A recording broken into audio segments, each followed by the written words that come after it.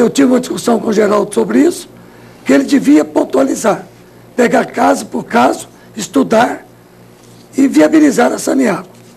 Hoje, se eu fosse prefeito, eu te afirmo assim, com toda a certeza, com toda a amizade que eu tive e respeito, pelo Marconi como governador, pelo doutor Alcides, eu privatizava a Saneago.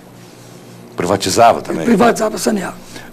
O senhor citou Marconi, o Emerson Queiroz mora no setor Campinas e pergunta... Privatizava não. Eu tomava Saneago para Rio Verde, para a prefeitura. O Emerson Queiroz, então, de Campinas, pergunta a respeito da campanha. Primeiro, o senhor acredita que esteja havendo algum abuso econômico? É muito difícil a gente acusar, principalmente sendo um candidato também. Mas tem muitas pessoas que parece que dinheiro está sobrando e muito está faltando. E ele quer saber também sobre como é que você avalia a imprensa aqui em Goiás, de uma forma geral, se você vê que tem alguém, algum jornal, alguma empresa, rádio, televisão, favorecendo... Vamos direto, é o Diário da Manhã. Está difícil demais trabalhar. Ler o Diário da Manhã hoje está impraticável.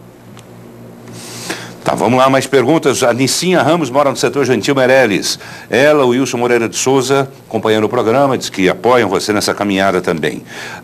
João Nunes, Alphaville, sendo eleito, você vai lutar por investimentos para a segurança em relação à construção de cadeias? Está faltando investimento nessa área há muito tempo. Nós vemos de vez em quando na imprensa a desumanidade que é do tratamento com aqueles que estão sendo punidos pela lei. Que eles têm que passar pela punição, mas não a desumanidade que ocorre ali dentro. Não teve investimento suficiente. Fizemos na minha cidade um investimento para uma somente, mas o Brasil está precisando construir para humanizar. Porque no sistema penal, ou no sistema penitenciário hoje, vocês podem ter certeza que se ele entrar mais ou menos lá dentro, ele volta marginal. O Ivan Moreira, lá da sua cidade de Rio Verde, perguntando ao senhor como é que o senhor explica que existem políticos lá na sua própria cidade trabalhando contra o senhor. E pergunta, isso é democracia ou são dirigentes que não são politizados e que não pensam na cidade? Olha, Ivan, no partidarismo, na eleição, você tem o seu adversário e o seu companheiro. Aqueles que são adversários, eles trabalham com o seu grupo. São grupos diferentes. Mas sei também notícia em Rio Verde que amenizou muito isso. Muitas pessoas que eram adversárias nossas estão nos ajudando, procurando fazer com que o Sudoeste e Rio Verde tenham um representante. Tem muito tempo que nós não temos uma boa representação. Pergunta que vem da Mariana Alves de Souza. Paulo Roberto, boa noite, gosto do senhor, etc, mas não entendo essa separação com o candidato do PMDB. O senhor acha correto haver essa divergência, Marconi ser atacado inclusive? E se tiver segundo turno, o senhor ficaria com eles ou com Marconi? Eu, se tiver segundo turno, acompanho o meu partido. Eu tenho que acompanhar o partido e vou acompanhá-lo. Porque a todos eu respeito, mas eu acompanho o partido. Mas eu conversava aqui com o Paulo antes, que esse modelo partidário, no meu modo de entender, nessa eleição está falido. Você, sua amiga, qualquer pessoa que tiver, cada um tem uma chapa. Ninguém tem uma chapa partidária mais. Nós estamos votando nos indivíduos. Estamos selecionando. Então, o modelo partidário, para mim, está falido. Diante disso que o senhor está afirmando agora, o José Ribamar da Vila Nova quer saber, não estaria na hora então de nós, cidadãos, sermos livres para votar ou não? Ou seja, deixar de ser obrigatório o voto? Também concordo, porque a obrigatoriedade do voto não quer dizer que você vai escolher aquilo que eles gostariam. É um medo do político de não ter o número suficiente de eleitores para poder decidir a sua própria vida. Vejam vocês que nos Estados Unidos 50% não votam. Aí também é transferir para terceiro a nossa responsabilidade. Essa maturidade, ela só virá na hora que for liberado. Agora, você é um político experiente, né? Já esteve inclusive lá na Câmara dos Deputados, foi prefeito e etc, etc. O senhor tem a plena consciência de que esses ideais que o senhor tem, que o senhor apresenta agora aqui nesse momento, eles podem vir a ser concretizados, levando em consideração, né, por exemplo, a reforma política, que não saiu do papel, quer dizer, fala-se, não sai do papel. A reforma tributária, que há mais de 20 anos, né, anda para lá, anda para cá, mas ninguém toma a iniciativa de concluí-la. Como é que fica isso? Paulo, eu aprendi uma coisa na vida pública. Muitas coisas que eu quis na Constituinte ocorreram 20 anos depois. Aquilo que você apresenta hoje, e aí dói, porque muitas vezes eu posso não ter esses 20 anos de vida ainda, para poder esperar um resultado positivo. Mas nada se faz de imediato em política. Ela demanda um período de maturidade. E ela vai indo até que tenha sido feita. Eu acho que precisa de uma reforma tributária, é urgentíssima. Nós não podemos deixar que toda decisão financeira, todo o poder, fica na mão de um presidente da República. Não estou dizendo Lula, não. Seja qual for o presidente da República. É preciso que tenhamos normas e regras. Que tenhamos normas, por exemplo, para que dedique aos deputados quais os recursos que ele tem e como serão liberados. Para que não sejam dependentes de votação do Congresso. Que aí não é honesto. Se eu tenho o direito da verba, essa verba eu doto de acordo com os princípios que estão postos, com as regras, e não com o fator político. Como negociatas. Como negociata. Mas, e de repente a negociata passou a ser normal. Pois é. Isso não é normal. Pois é, não é normal, mas é o que está valendo. Não, está valendo agora, mas isso não é normal. Mas o senhor indo para lá não seria apenas mais uma andorinha querendo fazer verão sozinho? Mas será, pois é. Mas uma andorinha quando faz verão, de repente ela achar outra e outra que acompanhe. E nós temos que começar. Quando chegaria essa tão esperada data, né, que todos nós aguardamos com tanta ansiedade? Logo após as eleições, começar a conversar com os senadores para ver os pensamentos conjuntos e começar a trabalhar em conjunto. O senhor acha que qualquer que seja o novo presidente ou nova presidente, temos mulheres também disputando o cargo, o senhor acha que eles teriam condição, o que for eleito teria condição de impor essas reformas logo no início? Porque se não fizer no início, depois não faz. Eu diria diferente. Aceitar as reformas. Porque a primeira reforma, que é a divisão do bolo, ninguém vai dar o dinheiro. Ninguém quer ceder sua parte. Quer tirar mais. Por isso que eu estou dizendo, de impor. Por isso que os municípios têm que se fortalecer. Porque os paulistas, por exemplo, não vão abrir mão dos privilégios que têm. Pois é, mas nós municipalistas precisamos de começar a fazer os municípios pesarem na balança. Para que tenha realmente a divisão desse bolo. E tem esse Paulo, peso? Vamos dar um raciocinado.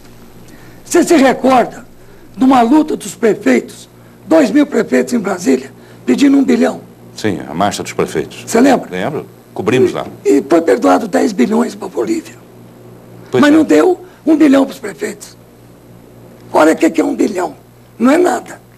Para 5.500 municípios. Mas liberaram 10 bilhões de perdão de dívida. Está tendo um erro. Não só, né? Foram para vários países. Dívida perdoada uma atrás da outra. Não só. Lá fora. Foi um erro, como subjugou e deixou na dependência financeira os municípios. Que avaliação o senhor faz, então, do governo Lula? O governo Lula foi um governo que, prefeiturável, será que vale o termo? Em que sentido? Ele foi prefeito de todos os municípios brasileiros. Ele mandou no lugar dos outros? Ele foi o prefeito. Lula foi hábil. Não, muito inteligente. Ninguém articula melhor do que ele. Tanto é que ele pôs o Congresso junto com ele e pôs todos os prefeitos e a população. Quando ele convocava os prefeitos em Brasília, iam 3.000. Não iam mais, sabe por quê? Porque não tinha dinheiro. Ou tinha muita distância. E não dava resultado. Mas fazia parte política. Bem, vamos lá. Pergunta que vem do Isaías Lucas, da cidade de Séries. Ele pergunta, com esse racha do partido com o PP, do partido, imagino, faltou aqui colocar. PP. Do partido com o PP. De qual partido? Teria sido o PSDB, é isso? O senhor teme algum prejuízo para o PP a chegar ao ponto de uma extinção, por exemplo? De uma extinção, não. Mas que nós vamos ter que surgir das cinzas, vamos. Nós vamos terminar o processo eleitoral, vamos debater o partido e procurar um caminho de buscar os antigos companheiros para fortalecermos o partido. Agora, eu acho que nós vamos ter que ter uma mudança política séria. Este momento que nós estamos vivendo, político, está abrindo um espaço muito grande para o voto distrital. Muito grande. Porque as pessoas já estão aprendendo a votar no indivíduo e não no partido. E o voto distrital vem cobrir isso. Tá, uma pergunta que eu coloco complementarmente a essa do Isaías, o PP, ganhando a eleição, ele tem uma configuração. Perdendo a eleição, naturalmente, teria outra. Tem uma dificuldade. Né? Seria essa dificuldade que o senhor vai se referiu. depender de quem ganhar como deputado. Nós sabemos que temos uma crise pela frente. Pelo menos eu sei. Tá, em relação, eu prevejo uma crise. Em relação à Assembleia Legislativa, pelo menos, 100% dos deputados, né, não apoiam eu diria o partido. mesmo o partido, para poder se revigorar, vai depender do resultado eleitoral. Vai ser muito ruim ainda que ganhe? Não, ganhando não. Porque tudo aquilo que você tem por cima facilita o acesso. Quando você tá... Todo mundo vai atrás, né? Você tem mais facilidade. Procura o poder. Eu não digo que procura o poder. Mas é verdade. O diálogo facilita. É verdade. Mas quando perde, aí está todo mundo murchoso e enfesado. Tá bem, Paulo, vamos lá. Eu quero registrar aqui Jane Seba, desportista Jane Seba, um abraço para ela, mora no setor oeste, está assistindo sempre o programa. Manda aqui um abraço ao senhor, elogios, o senhor é uma pessoa humilde, competente e um dos grandes políticos que o Estado tem. Você é um grande articulador e junto com outros senadores, espera que o senhor traga benefícios para Goiás. O Edson Pondi, mora em Aparecida, em Goiânia, taxista, manda um abraço, diz que assiste também o programa todos os dias. E etc, etc. Obrigado também ao Edson pelas referências. Obrigado um grande abraço. Vocês. O César Augusto mora no Jardim América, também falando sobre oportunidade que o povo já teve de eleger o senhor governador e não o fez. Se eventualidade, né, o senhor pode estar disputando uma eleição da qual o senhor pode sair vitorioso ou derrotado. Vitorioso, claro, a coisa vai andar muito mais, né, o senhor vai ficar feliz. Vamos trabalhar o máximo que puder. Mas derrotado, vai ser a sua segunda derrota para o Senado. Segunda para o Senado. O que eu não gostaria, porque realmente eu trabalhei em política e estou em política por ideal. Nada diferente disso. Eu sou uma pessoa que procuro me dedicar à vida pública com a mesma seriedade que dedico na vida particular. E com a responsabilidade de saber que, representando o povo, eu tenho que estar atento com aquilo que ocorre. Eu tenho dito que Goiás será senador comigo. Muitos estão estranhando isso. Mas Goiás foi constituinte comigo.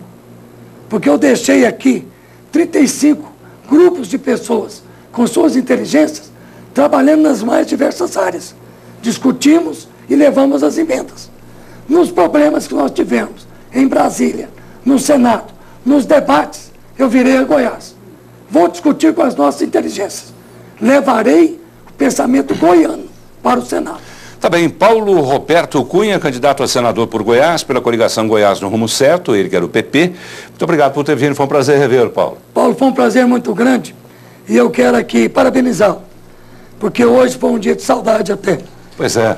E nós falamos aqui, que não pode falar muito para o telespectador, mas há mais de 30 anos você me entrevista.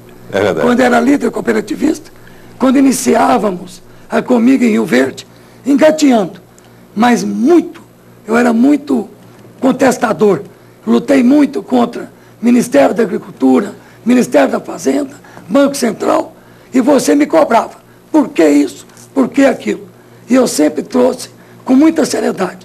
Tive belas vitórias para o setor produtivo. E quero ter belas vitórias para o estado de Goiás. Tá bem, Paulo. Muito obrigado mais uma vez pela presença. Boa noite. Muito obrigado, Paulo. E boa sorte na campanha. É um prazer muito grande.